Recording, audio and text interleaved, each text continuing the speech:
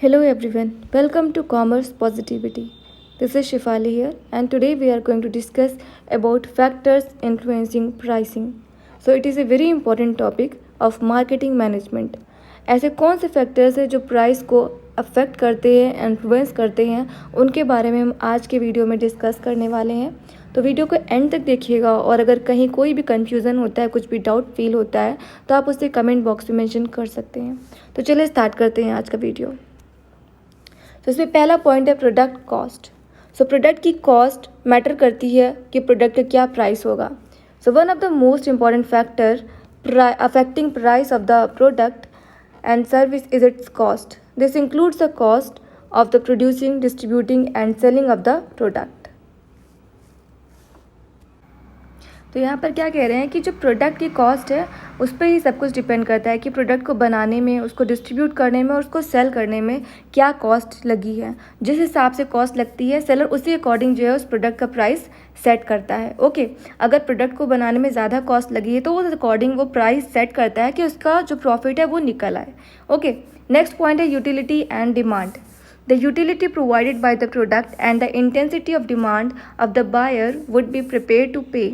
The buyer may be ready to pay up to the point where the utility from the product is at least equal to the sacrifice made in terms of the price paid.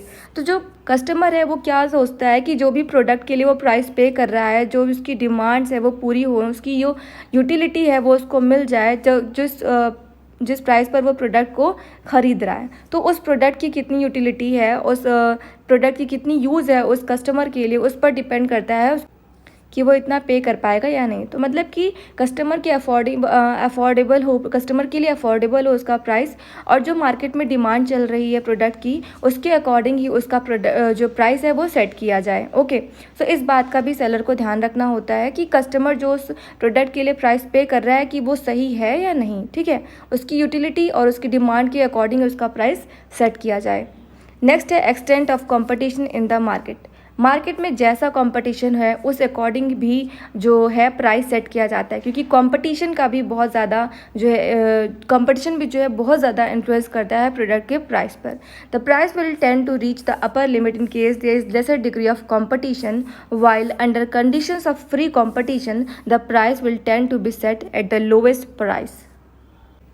मतलब कि अगर market में competition कम है तब तो आपको कोई दिक्कत नहीं है, आप अपने प्रोडक्ट का प्राइस इजीली सेट कर सकते हो। लेकिन अगर मार्केट में बहुत ज़्यादा कंपटीशन है और आपके जैसे ही दूसरे भी सेलर्स हैं मार्केट में जो उस तरह का प्रोडक्ट बना रहे हैं, उसको सेल कर रहे हैं, अगर उनका प्राइस बहुत ज़्यादा हाई है तो उसके अकॉर्डिंग ही आपको भी प्राइस अपना सेट करना है। ऐसा नहीं कि आप अपने प्रोडक्ट का प्राइस बहुत कम कर दे या बहुत ज़्यादा कर दे रहे हैं, क्योंकि हो सकता है अगर आप बहुत ज़्यादा प्राइस करेंगे तो कस्टमर जो है वो दूसरे सेलर के पास जा सकता है, और अगर बहुत ज़्यादा कम प्राइस सेट कर रहे हैं तो हो सकता है कस्टमर को लगे कि आपके प्रोडक्ट की वैल्यू कम है और आपको उसका जो है लॉस भी हो सकता है। तो कंपटीशन को ध्यान में रखकर ही प्रोडक्ट के प्राइस को सेट किया जाता है, और सेलर को इस बात का ध्यान रखना होता है कि मार्केट में किस तरीके का कंपटीशन चल रहा है, उस हिसाब से वो अपने प्रोडक्ट्स की जो है प्राइसिंग सेट करता है। ओके, नेक्स्ट पॉइंट है government and legal regulations. In order to protect the interest of public against unfair practices in the field of price fixing, government can regulate the price of goods. Government can declare a product as essential one and regulate its price. तो कुछ product ऐसे होते हैं जो essential category में आते हैं, जिनको लेना कस्टमर के लिए ज़रूरी होता है। तो ऐसे प्रोडक्ट्स की प्राइसिंग जो है वो गवर्नमेंट के द्वारा फिक्स की जाती है कि जिससे कि अनफेयर प्रैक्टिसेस में जो है वो कस्टमर ना फंसे और उसको जो है सही प्राइस मिल पाए, उसको सही जो है प्रोडक्ट की प्राइसिंग उसके लिए सेट की जाती है। तो वहाँ पर गवर्नमेंट रेगुलेशंस और रूल्स को फॉलो किया जाता है और उस अकॉर्डिंग जो है प्रोडक्ट के प्राइसेस को सेट किया जाता है। ओके, नेक्स्ट पॉइंट है price objectives. Pricing objectives are another important factor influencing the pricing. If the firm decides to minimize profits in the short run, it would इस point का मतलब ये है कि कस्टमर जो सेलर है उसको इस बात का ध्यान रखना होता है कि उसका जो प्रोडक्ट का प्राइस सेट करने का ऑब्जेक्टिव है वो क्या है। क्या वो चाहता है कि मार्केट में उसे लंबे टाइम तक अपना प्रॉफिट बनाकर रखना है, या फिर वो शॉर्ट टाइम के लिए प्रॉफिट अर्न करना चाहता है। तो अगर वो बहुत ज़्यादा प्राइस सेट कर देता है अपने प्रोडक्ट का तो उसको हो सकता है शॉर्ट टाइम के लिए तो प्रॉफिट मिल जाए, बट लॉन्ग टाइम के लिए उसको प्रॉफिट नहीं मिलेगा, क्योंकि कस्टमर जो है वो ऐसे ही प्रोडक्ट को लेना पसंद करता है जो उसको अफोर्डेबल रेंज पर मिल जाए, जिसका प्राइस कम हो। ठीक है, तो अगर सेलर चाहता है कि उसकी जो है मार्केट में लॉन्ग टर्म तक जब उसकी डिमांड बनी रहे उसके प्रोडक्ट की, तो उसका प्राइस वो एवरेज रखे या ऐसा सेट करे जिसमें कस्टमर्स जो है लेने में ईजी फील करें। तो प्रोडक्ट की जो प्राइसिंग है उसका जो ऑब्जेक्टिव है उसको ध्यान में रखते हुए ही जो है प्रोडक्ट की प्राइसिंग सेट करी जाती है।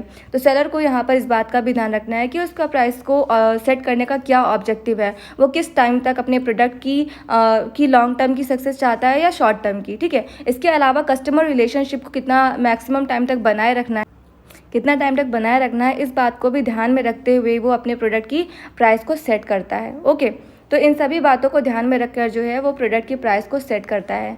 नेक्स्ट पॉइंट है मार्केटिंग मेथड्स यूज्ड।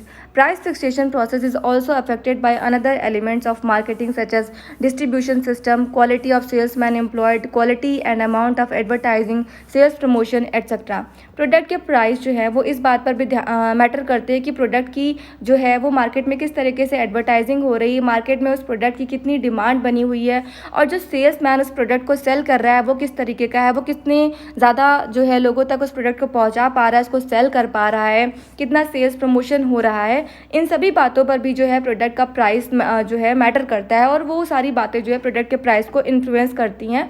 इस सारे फैक्टर्स जो है प्रोडक्ट के प्राइस को इन्फ्लुएंस करते हैं। तो यहाँ पर इन सारी बातों को भी ध्यान में रखकर जो है मार्केटिंग मेथड्स को यूज़ किया जाता है जिससे कि प्रोडक्ट की सही प्राइस फिक्स की जा सके। ओके, तो जैसे प्रोडक्ट अगर मार्केट में लॉन्च होता है तो उसकी अच्छे से एडवर्टाइजिंग करना, उसको सेल्स प्रमोशन करना, उसकी जो एम्प्लॉयज़ उसको सही से अगर अपने कस्टमर्स तक पहुंचा पा रहे हैं, तो इन सभी बातों पर भी जो है प्रोडक्ट की प्राइस जो है डिपेंड करती है। तो सही मार्केटिंग मेथड्स का यूज़ करा जाता है जिससे कि जो कस्टमर्स हैं वो प्रोडक्ट को लेने में इंटरेस्ट दिखाएँ, और जो प्राइस उनका सेट किया गया उस प्राइस पर वो उस प्रोडक्ट को खरीदने में इंटरेस्ट दिखाएँ। ओके, तो ये सारे फैक्टर्स जो प्रोडक्ट के प्राइस को इन्फ्लुएंस करते हैं। ओके, तो आज के वीडियो में बस इतना ही। आई होप आपको वीडियो अच्छा लगा होगा। Thanks for watching this video.